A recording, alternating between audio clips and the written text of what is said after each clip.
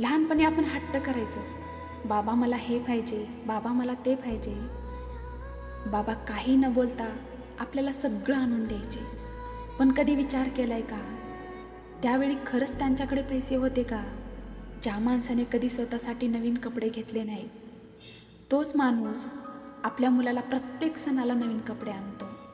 ज्या बाबाने उन्हात, पावसात, थंडीमध्ये काम केलं, फक्त त्यांच्या घरातल्या माणसाच्या चेहऱ्यावर हसू यावं म्हणून, तोच बाबा आज वय झाल्यावर शांत बसतो.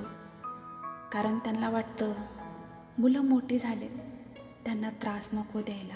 पण खरं सांगू, आपण मोठे झालो, पण त्यांचे त्याग कधी समजून घेतलो का? आई प्रेम दाखवते, पण बाबा प्रेम लपवतात. म्हणूनच कदाचित बाबांचं प्रेम उशिरा कळतं. आज वेळ आहे, बाबांना एकदम मिठी मारा.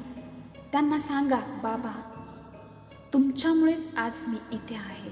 कारण जगातला सगळ्यात श्रीमंत माणूस तो नसतो ज्याच्याकडे पैसा असतो, तर तो असतो ज्याच्याकडे बाबा असतात.